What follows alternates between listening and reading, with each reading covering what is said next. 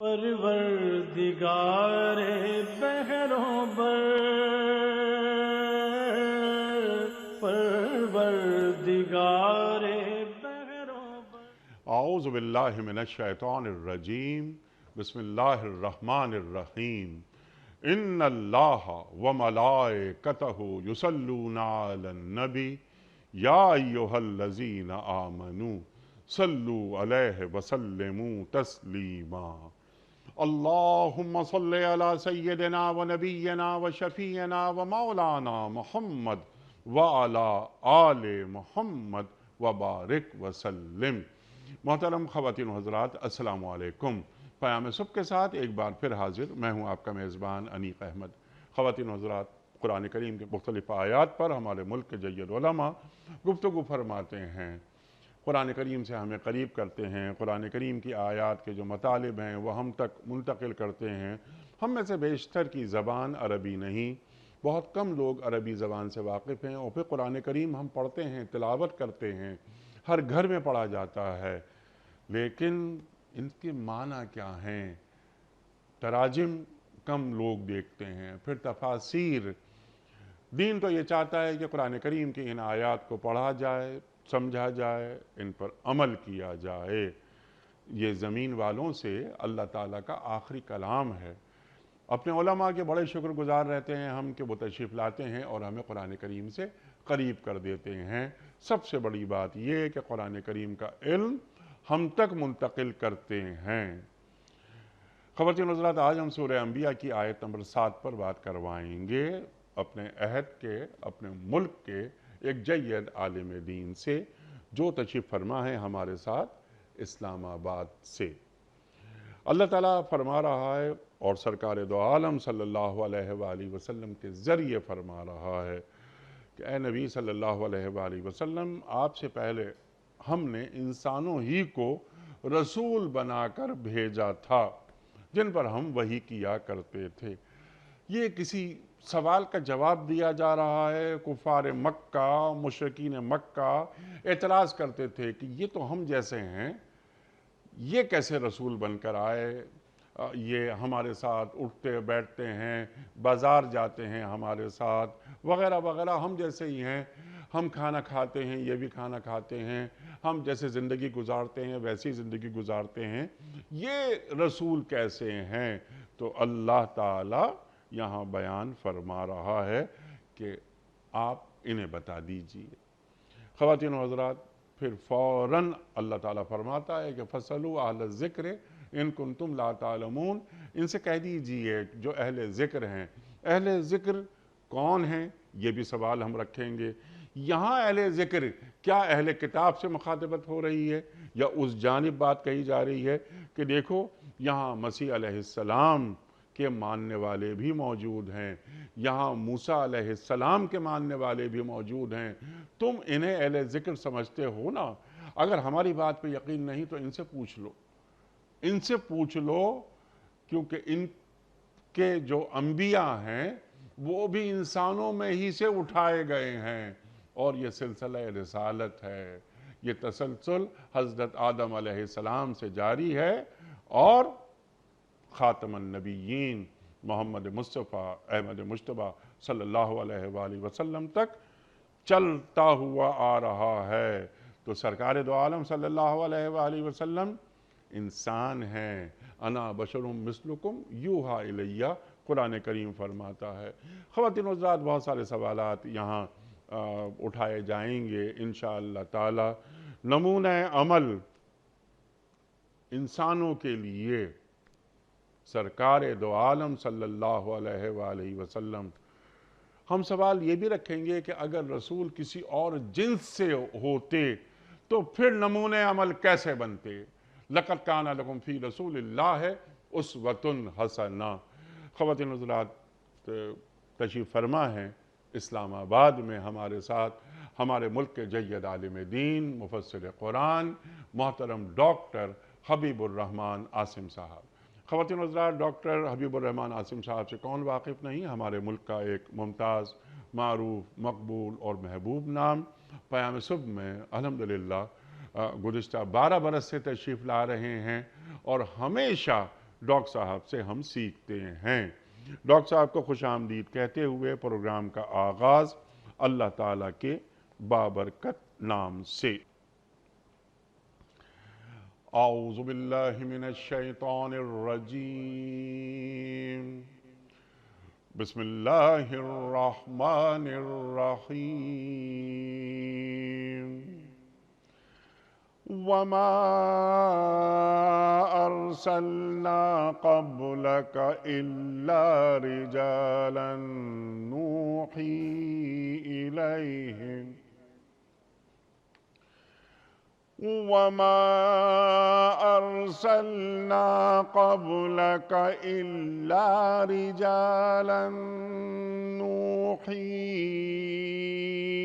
الیہم فاسألوا اہل الذکر ان کنتم لا تعلمون۔ صدق اللہ العظیم۔ اور اے نبی صلی اللہ علیہ وآلہ وسلم، آپ سے پہلے بھی ہم نے انسانوں ہی کو رسول بنا کر بھیجا تھا جن پر ہم وحی کیا کرتے تھے۔ تم لوگ اگر علم نہیں رکھتے تو اہل کتاب سے پوچھ لو۔ خواتین حضرات، محترم ڈاکٹر حبیب الرحمان صاحب کی خدمت میں اس سے پہلے کہ ہم رکھیں آج کے پروگرام کے حوالے سے پہلا سوال، کوئز، کل کے پوچھے گئے سوال کا درست جواب اور آج کا سوال آپ کی خدمت میں۔ کل کا سوال ہمارا یہ تھا کہ سرکار دو عالم صلی اللہ علیہ وآلہ وسلم کے ساتھ شیب ابی طالب میں کون سے صحابی تھے؟ درست جواب حضرت علی مرتضیٰ کرم اللہ وجہہ۔ آج کا سوال نوٹ فرما لیجئے، ان میں سے کس نے فتح مکہ کے موقع پر اسلام قبول کیا تھا؟ ابو عمیر، ابو دردہ یا ابو سفیان، جو کہ اسلام قبول کر کے رضی اللہ تعالی عنہ ہوئے؟ جو درست جواب آپ سمجھتے ہوں روانہ فرمائیے۔ ہمارے فون نمبرز ہیں 0092213452709۔ ہمارا دوسرا فون نمبر ہے 009221343000980۔ ہمارا ای میل ایڈریس ps@dunyatv.tv، ہمارا SMS کا نمبر 3031 اور ہمارا واٹس ایپ نمبر ہے 009232182509194۔ ڈاکٹر صاحب ارشاد فرمائیے، سورہ انبیاء آیت نمبر 7، چھوٹی سی آیت، بڑے بڑے مضامین، اللہ کیا فرما رہا ہے؟ انیق بھائی، اللہ تعالیٰ کا شکر اور آپ کا شکریہ۔ اللہ کی توفیق سے ہم قرآن مجید کو سمجھنے کی کوشش کر رہے ہیں اور اسی کی توفیق سے ہم ان آیات پر عمل بھی کریں گے انشاءاللہ، اور اپنے بچوں کے لیے، اپنے قوم کے لیے، اپنے آئندہ آنے والی نسلوں کے لیے ایک ایسا سبب بنیں گے انشاءاللہ کہ جو صدقہ جاریہ کی شکل میں ہمارے نامہ اعمال کا حصہ بنے گا۔ اللہ کے رسول سے جو احادیث ملی ہیں، جو اللہ رب العزت کی طرف سے آیات ملی ہیں، وہ سب یہی بتاتی ہیں۔ اس دعا کے ساتھ سب سے پہلی بات جو تمام سننے دیکھنے والوں تک منتقل کرنا چاہتا ہوں کہ ہماری دنیا کی زندگی میں بے شمار غلطیوں میں جو اسباب اور اس کے وسیلے ہمارے پاس موجود ہیں یا ہم اس کا شکار ہوتے ہیں، اس میں سے ایک بڑا سبب ہماری انتہا پسندی کا رویہ ہے۔ چھوٹی چھوٹی چیزوں سے لے کر بڑے بڑے معاملات میں، وہ زندگی کے عام معاملات ہوں، عقائد کی کوئی بات ہو، افکار کی کوئی بات ہو، نظریات کی کوئی شکل ہو، جب بھی کوئی شخص انتہا پسندی کا شکار ہوگا تو کسی نہ کسی مشکل میں ضرور مبتلا ہو جائے گا۔ مثلاً اگر کوئی شخص فاقہ کشی کرنا شروع کر دے اور کئی دن تک کھانا چھوڑ دے تو یقیناً وہ بھی بیمار پڑے گا، اور اگر کوئی اس کے مقابلے میں انتہائی زیادہ کھانا شروع کر دے تو وہ بھی بیمار پڑ جائے گا۔ زندگی کے معاملات میں ہمارا رویہ کچھ اسی انداز میں چلتا ہے، جس کی وجہ سے تمام حالات میں ہم مشکلات کا شکار رہتے ہیں۔ کسی کا ایمان کا تذکرہ کرنا چاہیں تو ہم کہتے ہیں جناب یہ تو فرشتہ ہے، کسی سے ذرا سے مخالفت ہو جائے تو ہم کہتے ہیں یہ تو کافر اور زندیق اور ابلیس ہے، یعنی انتہاؤں میں چلے جاتے ہیں۔ اس اعتبار سے ہمیں قرآن مجید کی جو آیات بتاتی ہیں کہ اعتدال میں اپنے ہر معاملے کو چلاؤ، اور جس میں اللہ اور اس کے رسول صلی اللہ علیہ وسلم کی تعلیمات موجود ہیں ان تعلیمات کو کلی اعتبار سے جاننے کی کوشش کرو، جاننے کے بعد جو اس کا نتیجہ سامنے آئے اس کو اپنے ایمان کا اور اپنے عمل کا حصہ بنا لو۔ سابقہ ادوار میں بھی، یعنی آپ صلی اللہ علیہ وسلم کی بعثت سے پہلے بھی جو انبیاء دنیا میں آتے رہے ان کے بارے میں ان کی قومیں بھی یہی اعتراض کرتی رہیں کہ یہ کیسے نبی ہو سکتا ہے، یہ رسول کیسے ہو سکتا ہے جو ہماری طرح بازاروں میں چلتا ہے، کھاتا پیتا ہے، اس کی اولاد اور نسل آگے بڑھ رہی ہے۔ تو وہ یہ اعتراض کرتے ہوئے اپنے وقت کے نبیوں کا انکار کرتے رہے۔ جب آخر رحمت علیہ الصلاۃ والسلام کی بعثت کا زمانہ آیا تو آپ کے دور کے بھی کفار نے، بت پرستوں نے اور اس کے ساتھ ساتھ اہل کتاب میں یہودی اور بعض عیسائیوں نے بھی اسی بات کو اعتراض کا ذریعہ بنایا کہ یہ کیسے ہو سکتا ہے کہ ہماری طرح کا ہی ایک انسان وہ نبی بن جائے اور اسے رسول بنا دیا جائے۔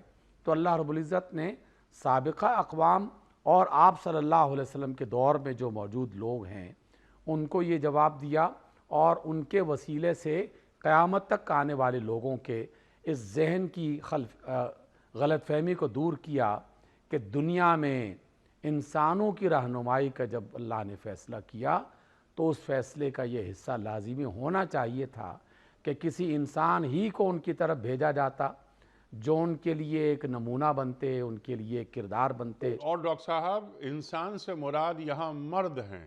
یہاں بالکل یہ بات بھی آپ نے اچھی کہہ دی، یہ میں ذکر کرنا چاہتا تھا کہ کیونکہ اللہ رب العزت کی اس آیت میں رجالن کا لفظ استعمال بطور خاص کیا گیا ہے، اور رجال عربی زبان میں مردوں کو ہی کہا جاتا ہے۔ اور اس کی ایک اور گواہی خود تاریخ انسانی بھی دیتی ہے کہ ہمیں تورات، انجیل، زبور، آسمانی کتابیں جو دیگر ہیں اور قرآن مجید، اس میں ایک مثال بھی نہیں ملتی کہ کسی خاتون کو اللہ رب العزت کی طرف سے رسول یا نبی بنا کے بھیجا گیا ہو۔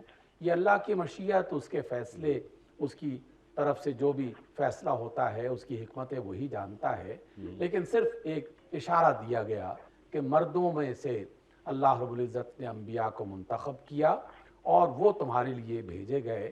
اس لیے بھیجے گئے، انسانوں کا لفظ یا ترجمہ ہم اس بنیاد پر کرتے ہیں تاکہ انسانوں کو کلی اعتبار سے یہ بتایا جائے کہ جنہیں تمہارے لیے ایک نمونہ زندگی بنا کے بھیجنا تھا، جن کی اطاعت کا تمہیں مکلف ٹھہرانا تھا، اگر وہ انسان نہ ہوتے تو تم اطاعت کرنے میں سب سے پہلا اعتراض یہ کرتے کہ جناب ہم کیسے ان کی اطاعت کر سکتے ہیں، ان جیسے کام کر سکتے ہیں، یہ تو ہماری نسل ہی سے تعلق نہیں رکھتے۔ اگر یہ فرشتہ ہے تو فرشتے کو نہ کھانے کی حاجت، نہ پینے کی حاجت، نہ سونے کی حاجت، نہ آرام کی حاجت، نہ تکلیف، نہ پریشانی، اور ہم تو ان سب میں مبتلا ہیں، تو ہم کیسے اس کی اطاعت کر سکتے ہیں؟ اور اگر کہا جائے کہ یہ جن ہیں تو جنات پتہ نہیں کیا کچھ کرتے رہتے ہیں، یعنی اگر کوئی بھی دوسری مخلوق ہوتی تو نہ ماننے والوں کے لیے ایک بڑا آسان اعتراض یہ مل جاتا کہ ہم ان کو رسول بنا کر ان کی اطاعت کیسے کر سکتے ہیں، ان کے بتائے ہوئے راستے پر انہی کی طرح کیسے چل سکتے ہیں، یہ تو ہم سے بالکل مختلف ہیں۔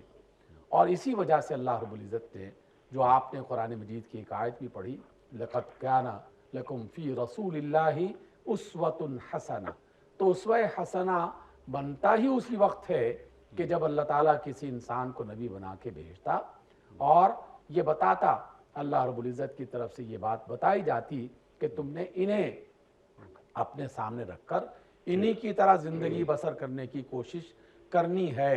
اس وجہ سے اسوہ حسنہ جناب رسول اللہ صلی اللہ علیہ وسلم کو قرار دیا گیا۔ اس اعتبار سے انیک بھائی یہ بات بھی میں تمام سننے دیکھنے والوں تک منتقل کرنا چاہتا ہوں کہ شیطان کی کوشش یہ ہوتی ہے کہ ان چیزوں کو بحث کا ذریعہ بنا دے یا سوالات اٹھا کے لوگوں کو پریشان کر دے جس کا ہماری زندگی سے کوئی تعلق نہیں، ہمارے ایمان سے کوئی تعلق نہیں، ہماری آخرت میں نجات سے کوئی تعلق نہیں، جس کے بارے میں ہم سے پوچھا نہیں جائے گا، جن کے بارے میں ہمیں مکلف نہیں بنایا گیا، تو شیطان انہی باتوں میں ہمیں الجھا کے ان بنیادی باتوں سے دور رکھنا چاہتا ہے جن کا تعلق ہماری زندگی سے ہے، ہماری آخرت سے ہے، ہماری کامیابی سے ہے، ہماری ناکامی سے ہے، ہمارے ایمان سے ہے، ہمارے عمل سے ہے۔ اس وجہ سے تمام اہل ایمان کو بطور خاص اور انسانوں کو سوچنا چاہیے کہ جن باتوں کا ہمارے ساتھ کوئی تعلق نہیں، انہیں موضوع بحث بنا کر الجھنے کی کیا ضرورت ہے۔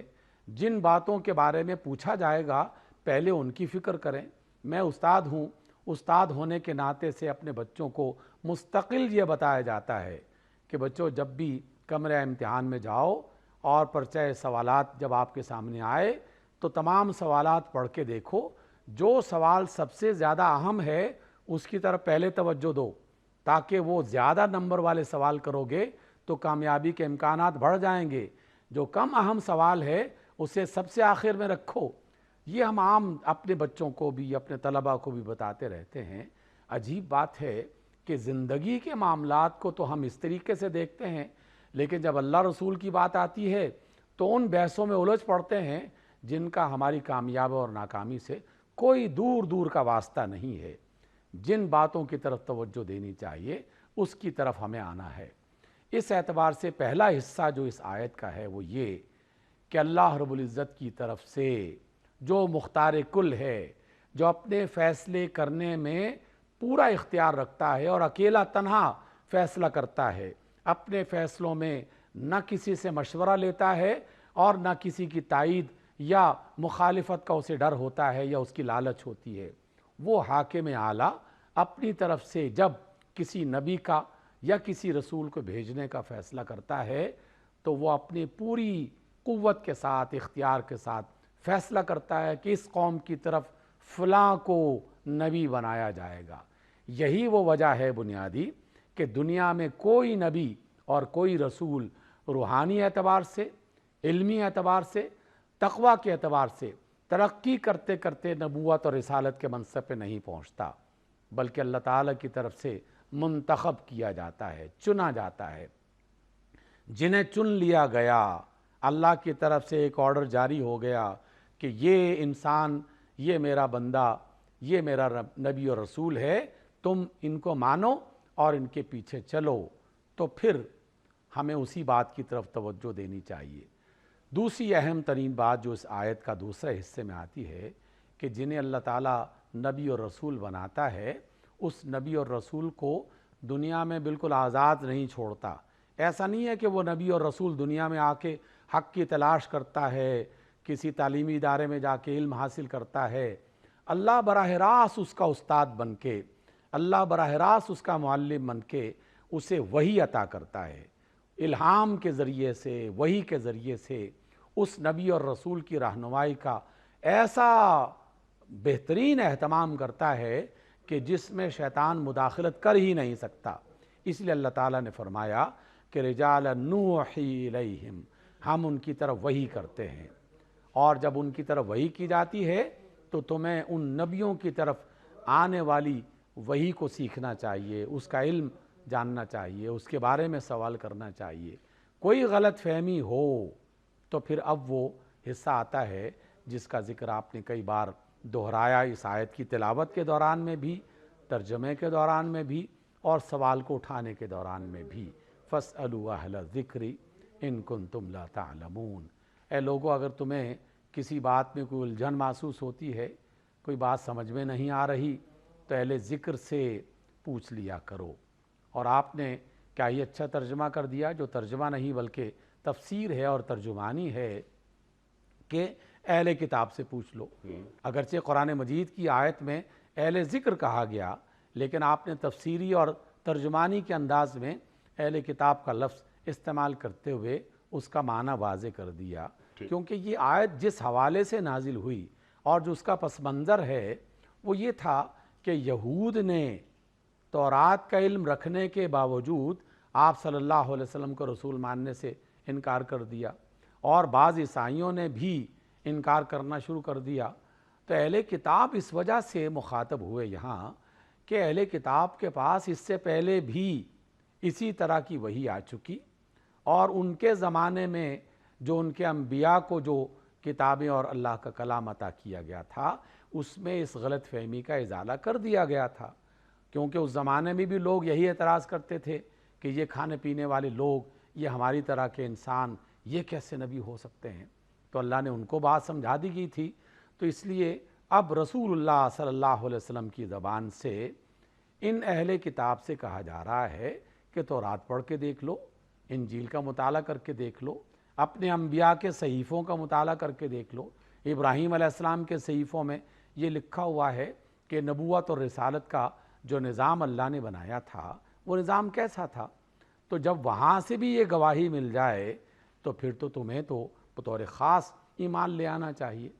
اللہ رب العزت کی طرف سے اہل کتاب کے لیے دو حصے عطا کیے گئے، بشارت کے اعتبار سے بھی اور عذاب کے اعتبار سے بھی۔ دیکھیے، بشارت اس وجہ سے کہ وہ اللہ کے نبیوں کو پہلے مانتے تھے اور مانتے ہیں، اس حیثیت میں ایمان کے حصے میں وہ داخل ہو گئے اور اللہ کے ماننے والوں میں وہ شامل ہو گئے۔ اگر وہ رسول اللہ صلی اللہ علیہ وسلم کو بھی مان لیں گے اور قرآن مجید کی آیات کو بھی تسلیم کر لیں گے تو ان کے لیے پھر دوہرا اجر مل جائے گا، لیکن اگر نہیں مانیں گے تو یقیناً پھر سزا بھی دگنی ہو جاتی ہے، کیونکہ یہ انکار صرف رسالت مآب صلی اللہ علیہ وسلم کا انکار نہیں ہوگا بلکہ تورات اور انجیل کا بھی انکار بن جائے گا، کیونکہ وہاں بھی یہی بات لکھی گئی ہے کہ اللہ اپنے نبیوں کو کس طرح منتخب کرتا ہے اور کیسے انہیں نبی اور رسالت کے منصب پہ فائز کرتا ہے۔ گویا کہ رسول اللہ کا انکار، ابراہیم علیہ السلام کی بات کا انکار، موسیٰ علیہ السلام کی بات کا انکار، مسیح علیہ السلام کی بات کا انکار، وہ اس انکار میں بھی شامل ہو جاتے ہیں۔ تو اس لیے گھبرانا چاہیے ان افراد کو کہ جو رسول اللہ صلی اللہ علیہ وسلم کا انکار کرتے ہیں اور موسیٰ اور عیسیٰ اور ابراہیم کی نبوت کا اقرار کرتے ہیں۔ سبحان اللہ سبحان اللہ۔ ڈاکٹر صاحب، آپ نے بالکل واضح کر دی بات کہ یہاں اہل ذکر سے مراد کون ہیں، یعنی اہل کتاب کو بھی آپ نے شمار کیا۔ میرا سمپل سوال آپ کی خدمت میں یہ تھا اور یہ ہے کہ آج کے اہل ذکر کون ہیں؟ فَاسْأَلُوا أَهْلَ الذِّكْرِ إِن كُنتُمْ لَا تَعْلَمُونَ کے حوالے سے دوران گفتگو ڈاکٹر صاحب آپ نے یہ بات بھی فرمائی کہ حضرت علی کرم اللہ وجہہ کا ایک قول کہ ہم اہل ذکر ہیں۔ اللہ اکبر، اللہ اکبر۔ تو آج کے حالات و واقعات کے تناظر میں ہم اہل ذکر میں کن کن کو شمار کر سکتے ہیں؟ ارشاد۔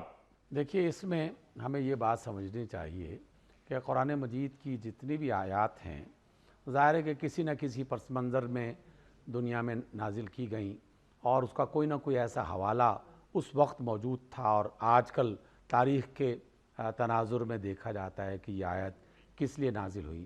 لیکن ان آیات کا تعلق صرف ماضی سے نہیں ہے بلکہ ان آیات کا تعلق قیامت تک آنے والے تمام لوگوں سے ہے۔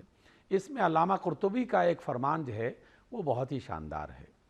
آپ فرماتے ہیں، علامہ قرطبی سیدنا علی علیہ السلام کے قول کے حوالے سے آپ فرماتے ہیں کہ سیدنا علی نے یہ فرمایا کہ ہم ہیں اہل ذکر، اگر کوئی پرابلم ہو، کوئی مشکل ہو، کوئی الجھن پائی جاتی ہو تو ہم سے پوچھا کرو۔ اس کی وجہ سے اس آیت کی تفسیر اور اس کا معنی وہ بڑے دائرے میں پھیل جاتا ہے اور اس کی حیثیت بڑھ جاتی ہے۔ اس وقت کے حوالے سے جب یہ آیت نازل ہوئی، چونکہ بنیادی طور پر اعتراض یہود کی طرف سے آ رہا تھا، پھر کچھ عیسائی بھی اس میں شامل ہو گئے، اس لیے اہل کتاب کا ذکر کر دیا جاتا ہے کہ اہل ذکر یہاں مراد ہیں اہل کتاب۔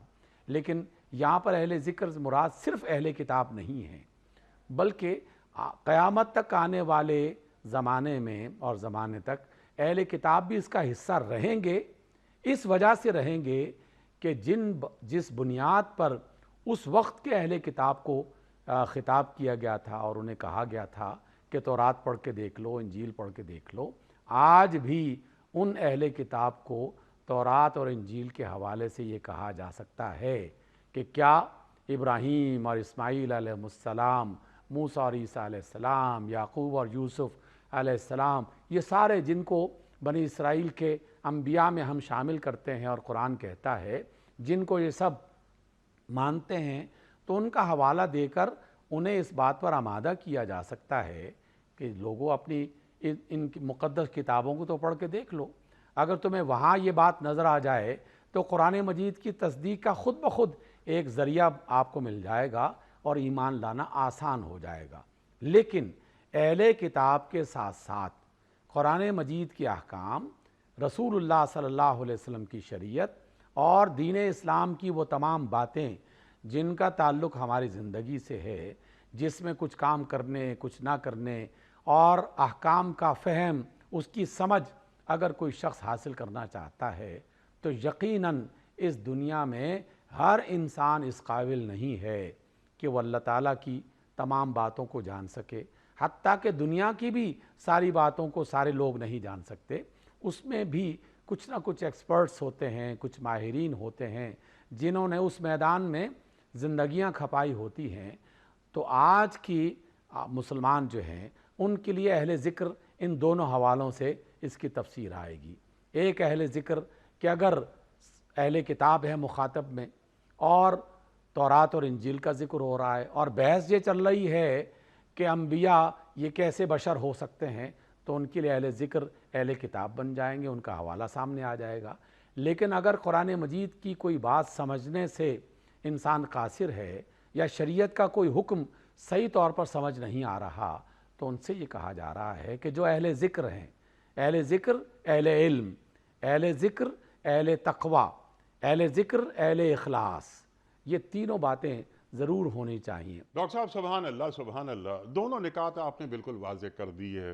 مخاطبت ہو رہی ہے اہل کتاب سے بھی اور کفار مکہ سے بھی۔ اللہ اکبر، اللہ اکبر۔ اہل کتاب تم توریت کو دیکھو، تم انجیل کو دیکھو، تمہیں یہ چیزیں وہاں ملیں گی۔ اور کفار مکہ کہ تم اپنا تعلق جوڑتے ہو ابراہیم علیہ السلام سے، تم اپنا تعلق جوڑتے ہو اسماعیل علیہ السلام سے، وہ بھی انسان تھے۔ اللہ اکبر، اللہ اکبر۔ ڈاکٹر صاحب ایک سوال آپ کی خدمت میں پیش کر رہا ہوں کہ یہاں اہل ذکر، اہل کتاب، تو ہم کیا اہل ذکر کو اسی ماحول میں رکھ کر دیکھیں گے یا اہل ذکر کا تعلق یعنی اہل کتاب کے حوالے سے لمحہ موجود سے بھی ہے؟ جناب بہت گہرا ربط ہے، اور اس ربط کو تلاش کرنے کے لیے اپنی فکر کو اور اپنے فہم کو زیادہ کشادہ کرنا چاہیے۔ دیکھیے انیق بھائی، آپ بھی علم کی دنیا سے تعلق رکھتے ہیں، جامعات میں پڑھے ایسے لوگوں کو دیکھا، اہل مدارس جو ہیں ان کو بھی جانتے ہیں، ان سے واقفیت ہے، اہل تقوی کی مجالس میں بھی بیٹھنے کا موقع ملتا رہا۔ دنیا کا ایک اصول ہے کہ جس طرح کا مسئلہ ہو، جس طرح کی مشکل ہو، اس کے حوالے سے اسی طرح کے افراد تلاش کیے جائیں۔ ایسا نہیں ہو سکتا کہ دنیا کا کوئی عالم، دنیا کا کوئی اسکالر، دنیا کا کوئی پروفیسر، دنیا کا کوئی دانشور یہ دعویٰ کرے کہ مجھے ہر چیز کا علم پتہ ہے، مجھے سب چیزوں کا مکمل علم حاصل ہے۔ یہ دعویٰ دنیا میں کوئی کر نہیں سکتا۔ اس لیے دنیا والوں نے ایک اصول طے کیا کہ آپ کو جس طرح کا مسئلہ درپیش ہو، اس مسئلے کے بارے میں جو ماہرین فن ہیں، جو ماہرین علم ہیں، ان تک پہنچنے کی کوشش کرو۔ مثلا میں اگر علماء کی بات کروں، کیونکہ قرآن کا، رسول کا، حدیث کا، رسالت مآب صلی اللہ علیہ وسلم کی حیات طیبہ کا جب بھی ذکر آتا ہے تو ہمارے ذہنوں میں علماء مدارس اور دینی معاملات کا فہم رکھنے والے لوگ وہ سامنے آتے ہیں۔ لیکن خود دین کے اندر، شریعت کے اندر، فقہ میں ایسے بہت سارے میدان ہیں جن کے بارے میں خود علماء یہ کہتے ہیں کہ بھائی اگر وراثت کے بارے میں کوئی سوال ہے تو فلاں عالم سے پوچھو، لین دین اور تجارت کے بارے میں کوئی مسئلہ ہے تو فلاں سے پوچھو۔ اس اعتبار سے جس طرح کا پرابلم ہوگا، جس طرح کی مشکل ہوگی، اس طرح کے علماء کو تلاش کرنا چاہیے۔ اس کو میں مزید بڑھانے کے لیے اور تمام سامعین کو اس میں شامل کرنے کے لیے ایک بات اور کہنا چاہوں گا۔ بعض اوقات ایسا ہوتا ہے کہ ایک شخص ہے جس کے پاس قرآن کا علم ہے، حدیث کا علم ہے، فقہ میں بڑا مہارت رکھتا ہے، لیکن مسئلہ ایسا آ گیا کہ جس کا تعلق نئی ایجادات سے ہے، نئے دنیا کے بعض ایسے معاملات سے ہے جو آج سے کچھ صدیاں پہلے یا کچھ عرصہ پہلے موجود نہیں تھیں۔ اب کیا عالم ہی سے سوال کرنا چاہیے؟ اس کا نتیجہ لوگوں کے سامنے جو آیا وہ یہ کہ عالم دین، چونکہ قرآن جو بنیادی علم کا سورس اور مرکز ہے، رسول اللہ صلی اللہ علیہ وسلم جو علم اور اس کا جوہر ہیں، جو ان کا علم رکھتا ہے، ان کو اس عالم کو بھی بٹھایا جائے اور اس کے ساتھ ساتھ جو پرابلم آج کے دور کا ہے، جو آج پیدا ہوا ہے، اس سے پہلے موجود نہیں تھا، اس کا بھی کوئی ماہر اگر موجود ہو تو دونوں آپس میں مل کر اس مسئلے کے بارے میں کسی نتیجے تک پہنچیں گے تو وہی قوم کی رہنمائی کا ذریعہ بنے گا۔ یہ ذمہ داری اجتماعی طور پر حکومتوں، اداروں، جماعتوں، تنظیموں کا ہے، کیونکہ اس کی استطاعت ہر فرد کے پاس نہیں ہے، نہ صلاحیت ہے، نہ موقع ہے، نہ وسائل ہیں۔ اس لیے جس اسلامی ملک میں، خاص طور اگر ہم اپنے ملک پاکستان کی بات کریں، جس کے سرنامے میں اسلامی جمہوریہ پاکستان لکھا گیا ہے، اس کی تو ایک اجتماعی ذمہ داری بن جاتی ہے کہ آج کے دور کے نئے مسائل کو قرآن اور رسول اللہ صلی اللہ علیہ وسلم کی روشنی میں حل کرنے کے لیے جو جدید اسکالرز ہیں، ماہرین فن ہیں، ان کو اور علماء کو اکٹھے مل کر اس مسئلے کے بارے میں بحث کرنی چاہیے اور اس کے صحیح اور غلط ہونے کے بارے میں فیصلہ کرنے کے بعد وہ فیصلہ عوام تک منتقل کرنا چاہیے۔ دیکھیے انیق بھائی، میں ایک بات ضرور منتقل کرنا چاہتا ہوں اور اپنے احباب کو، سننے والوں کو بتانا چاہتا ہوں۔ ہم اپنے قدیم فقہا کا جب بھی مطالعہ کریں، ان کی سیرت کا، ان کی زندگی کا، تو ہر فقیہ، ہر امام، ہر بڑے عالم کی زندگی میں کم و بیش ملتا جلتا یہ جملہ ضرور ملتا ہے کہ ان کے پاس جب کوئی مسئلہ آتا تو وہ باقاعدہ ایک کمیٹی کے حوالے وہ مسئلہ کر دیا کرتے تھے۔ سیدنا امام ابو حنیفہ رحمۃ اللہ علیہ کے بارے میں تو یہ بات کتابوں میں لکھی ہوئی ہے کہ کم و بیش 40 کے قریب افراد ان کے شاگردوں میں اور ان کے ساتھیوں میں موجود رہا کرتے تھے۔ جس طرح کا کوئی مسئلہ ہو، اس طرح کے علماء میں اسے پہنچا دیا جاتا، وہ اس کے بارے میں بحث کرتے، تلاش کرتے اور اس کا نتیجہ جو ملتا وہ امام صاحب تک پہنچتا اور ان کے ذریعے سے پھر جو بھی سوالی ہے اس کے سوال کا جواب ان تک پہنچایا جاتا۔ کیا ہی اچھا طریقہ ہو کہ اس عادت کو اہل مغرب نے آج کل اپنا لیا، جس کو ہم ایک اجتماعی فقہ کہتے ہیں، ایک کلیکٹیو وزڈم کہتے ہیں، ایک اجتماعی انداز میں سوچ کر اس کا نتیجہ اخذ کرنے کی بات کرتے ہیں۔ یہ تو ہمارے علماء کا اور ہمارے ائمہ کا طرز عمل تھا اور اصحاب رسول کے زمانے میں یہ بات شروع ہوئی تھی کہ وہاں باقاعدہ اجتماعیت کے انداز میں اپنے زمانے کے مسائل کو ڈسکس کیا جاتا تھا اور نتیجہ لوگوں تک پہنچایا جاتا تھا۔ سبحان اللہ، سبحان اللہ۔ ڈاکٹر صاحب، آپ نے کہا کہ دنیا کا ہر علم ہر شخص کی دسترس میں نہیں ہوتا۔ جو علماء کے تعلق سے ایک عام تصور ہے وہ یہ کہ وہ جو قرآن و سنت کا علم جس کے پاس ہے وہ عالم ہے، لیکن ڈاکٹر صاحب انما یخشی اللہ من عبادہ العلماء جو قرآن کریم فرماتا ہے، کیا ہم جو فزکس کا عالم ہے، کیمسٹری کا عالم ہے، یہ اکنامکس ہے، یہ آئی ٹی ہے، نیوکلیر سائنسز ہیں اور بہت ساری چیزیں ہیں، علوم پھیلے ہوئے ہیں ہمارے پاس، کیا ہم ان سبجیکٹ کے علماء کو، پروفیسرز کو، ڈاکٹرز کو، محققین کو اہل ذکر میں شامل کر سکتے ہیں؟ دیکھیے، جب ہم عالم کا لفظ استعمال کرتے ہیں تو لغت اس کی اجازت دیتی ہے کہ کسی بھی فن کے ماہر کو عالم کہا جا سکتا ہے۔ ٹھیک ہے۔ جب ہم امام کا لفظ استعمال کرتے ہیں تو قدیم کتابیں بھری پڑی ہیں عربی اور فارسی اور دیگر زبانوں کی کہ اس میں یہ شخص جو ہے وہ کیمسٹری کا امام تھا، یہ شخص میتھمیٹکس کا امام تھا، یہ شخص جو ہے وہ لغت کا امام تھا، یہ شخص ادب کا امام تھا۔ تو امام کا لفظ، عالم کا لفظ کسی بھی فن کے ماہر کو کہا جا سکتا ہے۔ ٹھیک۔ لیکن بعض اصطلاحیں ایسی ہو جاتی ہیں کہ لوگوں میں وہ زبان زد عام کسی خاص تناظر میں آتی ہیں، اور جب وہ خاص تناظر میں آتی ہیں تو آہستہ آہستہ ہم انہیں اتنا محدود کر دیتے ہیں کہ اگر اس کے برعکس کوئی بات کہی جائے تو لوگ قبول کرنے کے لیے تیار نہیں ہوتے، جبکہ ہم تو علمی اعتبار سے اور قرآن و سنت کی تعلیمات کی روشنی میں اس بات کو جاننے کی کوشش کر رہے ہیں۔ اس لیے جب ہم عالم کہتے ہیں تو عرب دنیا میں اور اسلامی دنیا میں باقاعدہ اس کو اس انداز میں کہا جاتا ہے کہ یہ شریعت کا عالم ہے، یہ قرآن مجید کا عالم ہے، یہ حدیث کا عالم ہے، یہ فقہ کا عالم ہے۔ حالانکہ اسلام قرآن، حدیث، فقہ، سیرت ان سب کا مجموعہ ہے، زندگی کے معاملات کا مجموعہ ہے۔ تو اس وجہ سے بعض اوقات ہم لفظوں کی اس الجھن میں پڑے رہتے ہیں اور اصل جوہر تک پہنچنے کی کوشش نہیں کرتے۔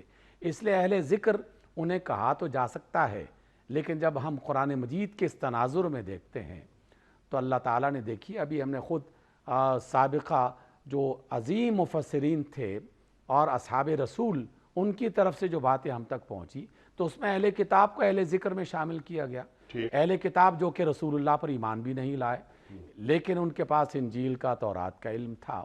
اس کا مطلب یہ ہے کہ جو علم رکھتا ہے ایک درجے میں اہل ذکر میں شامل ہو جاتا ہے، لیکن پھر قرآن مجید کی دیگر آیات ہمیں یہ بھی بتاتی ہیں کہ اگر کوئی شخص واقعی اہل ذکر میں شامل ہونا چاہتا ہے تو ایک مرحلہ تو ہے معلومات کا، لیکن دوسرا بہت بڑا حصہ اس کا متقی ہونا، اس کا مخلص ہونا، اس کا ایماندار ہونا، اس کا سچا ہونا، یہ ساری صفات اگر کسی میں جمع ہو جائیں تو حقیقت میں اہل ذکر کا مرتبہ اسے ملتا ہے۔ اگر کوئی شخص معلومات تو رکھتا ہے لیکن اس کے دل میں خرابی پائی جاتی ہے، نفاق پایا جاتا ہے، جھوٹ بولنے کی عادت پائی جاتی ہے، تو اس کی یہ معلومات تو ہیں لیکن وہ لوگوں کی ہدایت کے بجائے ان کی گمراہی کا سبب بن سکتی ہیں۔ ڈاکٹر صاحب، ایک شخص ہے جو فزکس کو جانتا ہے، جو اپر اسپیس کو جانتا ہے، ہمارے علماء بائی اینڈ لارج ان علوم سے واقف نہیں ہوتے، تو ایک شخص، ایک عالم اپنے شعبے کا، مثال کے طور پر فزکس کا، کیا اسے ہم اہل ذکر میں شمار کریں گے؟ علامہ اقبال کا جملہ ایک یاد آتا ہے کہ ہر مسلمان کو چاہیے کہ وہ دنیا کے ہر علم کو مسلمان کرے۔ تو یہ فزکس کا عالم، فزکس کا پروفیسر، ریسرچر جب فزکس کو مسلمان کرتا ہے، علم سیکولر نہیں ہوتا، علم لادین نہیں ہوتا۔ اقرا بسم ربک الذی خلق، رب کا ذکر ہو گیا۔ تو کیا ہم فزکس کے عالم کو، مثال کے طور پر ایک سبجیکٹ لیا میں نے، اسے ہم اہل ذکر میں شامل کر سکتے ہیں؟ یا ایک ہمارا جو عالم دین ہے اس کے پاس اگر کوئی مسئلہ پیش کیا جاتا ہے جس کا تعلق اس کائنات سے ہے اور وہ فزکس کو نہیں جانتا، تو کیا اس عالم دین کو یہ نہیں چاہیے کہ بدلتے ہوئے حالات کے پیش نظر فزکس کے مسائل کو حل کرنے کے لیے قرآن و سنت کی روشنی میں فزکس کے ایک عالم کو بلا کر اس سے استنباط کیا جائے اور قرآن کریم کے علم کو اس فزکس کے علم سے مربوط کر کے، بلکہ بقول وہی اقبال کے، فزکس کو مسلمان کر کے عامت الناس میں یہ قرآن کا علم پھیلا دے؟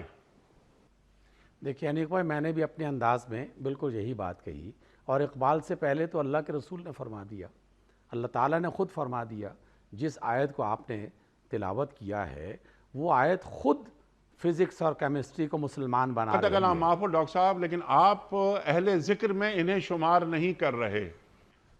نہیں، میں نے جو بات کہی ہے نا، وہ بات بالکل واضح ہے کہ کسی بھی مسئلے کے حل کے لیے جن کے پاس قرآن کا، حدیث کا، فقہ کا، شریعت کا علم ہے، اگر کوئی ایسا مسئلہ آیا جو دنیا کے دیگر علوم سے تعلق رکھتا ہے، جو آج کی اس مشکل میں ہے، تو اس کیمسٹری اور فزکس کے عالم کو ان کے ساتھ ملا کر یا اس علم کو سیکھ کر ان کے درمیان میں ایک ایسا نتیجہ اخذ کرنے کی کوشش کرنی چاہیے جس میں شریعت کی طرف سے بھی معلومات اس میں شامل کر دی جائیں، اور اس کے نتیجے میں کسی کا صحیح ہونا یا غلط ہونا، جائز ہونا یا ناجائز ہونا اس کا حصہ بنا دیا جائے، تو تب وہ علم مسلمان ہو جاتا ہے اور جو مسلمان ہونے کا آپ نے ذکر کیا ہے، اگر یہ شرط پوری نہیں ہوتی تو ہم جب اہل ذکر کا استعمال کرتے ہیں لفظ، تو پھر ہمارے ذہن میں جو اس کا تصور ہے وہ پھر اس سے الگ ہو جاتا ہے۔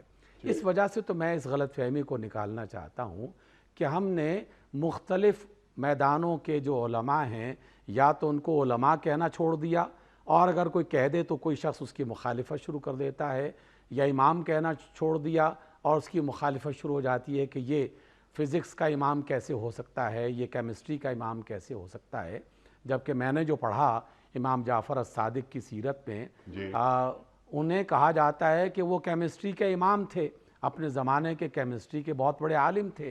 تو کیا امام اور عالم اور اس طرح کے جو مصطلحات ہم اپنی دنیا میں استعمال کرتے ہیں، کیا ان کو استعمال نہیں کیا جا سکتا؟ لیکن بعض اصطلاحات ایسی ہو جاتی ہیں جس کو ایک عام آدمی جب سمجھتا ہے تو ہم ان کی اصلاح کرتے ہوئے اہل ذکر میں جب تک ایمان داخل نہیں ہو جاتا، اللہ اور اس کے رسول کی تعلیمات داخل نہیں ہو جاتی، تو اہل ذکر میں شامل نہیں کر سکتے۔ اس وجہ سے نہیں کر سکتے کہ اگر تم نہیں جانتے تو ایمان کو اور اسلام کو خارج کرتے ہوئے چند دیگر معلومات کی بنیاد پر اگر فیصلہ کر بھی لو تو ہو سکتا ہے وہ فیصلہ درست ہو اور ہو سکتا ہے وہ فیصلہ غلط ہو۔ اس وجہ سے تو ہم دونوں کو الگ الگ بنیادوں پر پیش کرنے کے بجائے ہم ایک ہی انداز میں اور ایک ہی راستے کا مسافر سمجھتے ہوئے آگے بڑھانا چاہتے ہیں۔ سبحان اللہ، سبحان اللہ۔ ڈاکٹر صاحب وہ اقبال کا جملہ پھر دہرا دیتے ہیں کہ ہر مسلمان کو چاہیے کہ وہ دنیا کے ہر علم کو مسلمان کرے۔ جو آپ نے بات فرمائی ایمان کی، ایمان تو لازمی جز ہے اس ریسرچر کا، اس پروفیسر کا، وہ کسی بھی علم کا ماہر ہو، لیکن قرآن کریم انہیں بھی علماء قرار دے رہا ہے، جو درختوں کا علم رکھتے ہیں، جو پتوں کا علم رکھتے ہیں، جو آسمانوں پر نگاہ رکھتے ہیں، وہ بھی علماء میں شامل ہیں۔ ٹھیک ہے نا ڈاکٹر صاحب؟ جی ہاں، علامہ اقبال کا ایک شعر بڑی وضاحت کے ساتھ اس کی تشریح کرتا ہے۔ علامہ فرماتے ہیں کہ مقام فکر ہے پیمائش زمان و مکان، مقام ذکر ہے سبحان ربی الاعلی۔ پیمائش زمان و مکان میں ساری سائنس اور ٹیکنالوجی شامل ہو جاتی ہے، اور سبحان ربی الاعلی میں ایمان داخل ہو جاتا ہے۔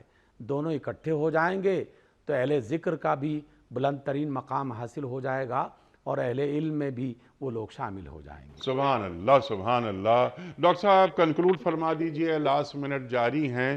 میں نے درمیان میں ایک سوال رکھا تھا، وہ سوال یہ کہ اہل ذکر اور راسخون فی العلم ان کے مابین کیا ربط ہے؟ راسخون فی العلم کون ہوتے ہیں؟ اہل ذکر کون ہوتے ہیں؟ ذرا ارشاد فرمائیے اور ہمیں سکھا دیجئے۔ قرآن مجید میں یہ دونوں کلمات اصل میں علم رکھنے والے افراد، تقوی اور ایمانداری رکھنے والے افراد، اخلاص کے ساتھ بات پہنچانے والے افراد، اور اللہ اور اس کے رسول پر ایمان لانے والے افراد، ان سب کے لیے الگ الگ کیفیات میں بیان کیا ہے، اس کو ذکر کیا ہے، یا اس کے حوالے پائے جاتے ہیں۔ اس لیے راسخون فی العلم کی جب بھی بات ہوگی تو جس طرح کا پرابلم ہے، جس طرح کی کوئی مشکل ہے، اس کے حوالے سے جاننے والے افراد، ان کو ہی الراسخون فی العلم کہا جائے گا۔ عمومی انداز میں جب ہم علماء کہتے ہیں، راسخون فی العلم کہتے ہیں، تو جب قرآن مجید کے تناظر میں بات ہوگی تو قرآن مجید کو گہرائی سے جاننے والے، سیرت کی بات ہوگی تو سیرت کو اس کے تمام تقاضوں کے اعتبار سے جاننے والے، اور اگر فزکس اور کیمسٹری کی بات ہوگی تو اس کے حوالوں سے جاننے والے، ہر ایک میدان میں الراسخون فی العلم الگ الگ ہوں گے۔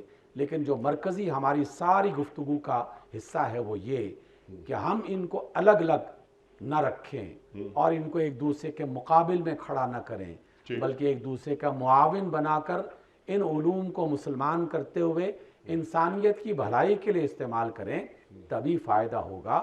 وگرنہ یہ انسانیت تقسیم در تقسیم ہوتی چلی جائے گی، اور ہر ایک اپنے اپنے پنجرے میں بند ہو کر اپنے آپ کو راسخ فی العلم سمجھنا شروع کر دے گا، جبکہ راسخ فی العلم وہ شخص بنے گا کہ جسے اللہ کے بارے میں، اس کے رسول کے بارے میں، اس کی کائنات کے بارے میں، کائنات میں اس کی مخلوق کے بارے میں، اور اپنے دور کے تقاضوں کے بارے میں سارا علم ہو تو وہ الراسخ فی العلم کہلائے گا، اسی کو یہ مقام مل سکتا ہے۔ سبحان اللہ، سبحان اللہ۔ اور اس علم کی فراہمی میں اللہ تعالیٰ کی خصوصی رحمت اور فضل کا دخل ہوگا۔ ٹھیک ہے ڈاکٹر صاحب؟ جناب سبحان اللہ، سبحان اللہ۔ یہ بہت انشاءاللہ کسی اور موقع پہ اس پر گفتگو کریں گے، آپ سے سیکھیں گے کہ یہ اہل ذکر اور راسخون فی العلم میں کیا فرق ہے۔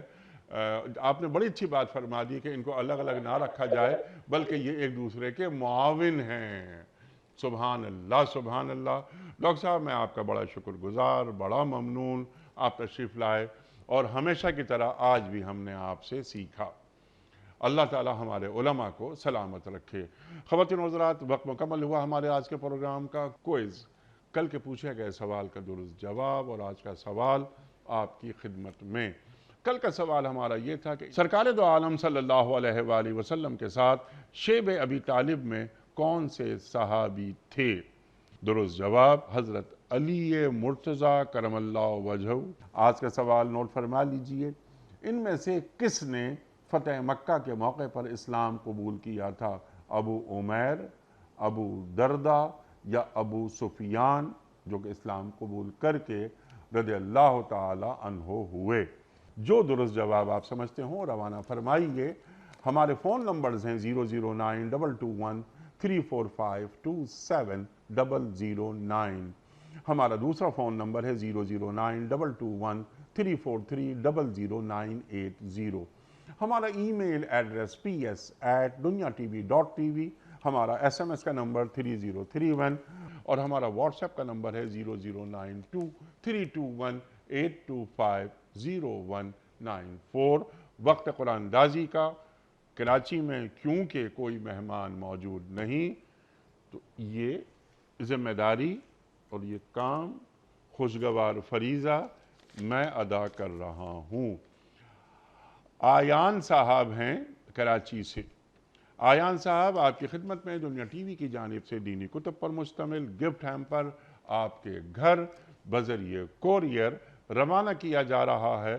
آپ کو بہت بہت مبارک ہو۔ اختتام ہوتا ہے پیام صبح کا روزانہ ایک قول پر، اور وہ قول ہوتا ہے صاحب نہج البلاغہ امیر المومنین حضرت علی مرتضیٰ کرم اللہ وجہہ کا۔ آپ فرماتے ہیں مال خرچ کرنے سے گھٹتا ہے اور علم صرف کرنے سے بڑھتا ہے۔ مال خرچ کرنے سے گھٹتا ہے لیکن علم صرف کرنے سے بڑھتا ہے۔ سبحان اللہ، سبحان اللہ۔ اپنے میزبان انیق احمد کو کل تک کے لیے اجازت دیجیے۔ خدا حافظ۔ پروردگار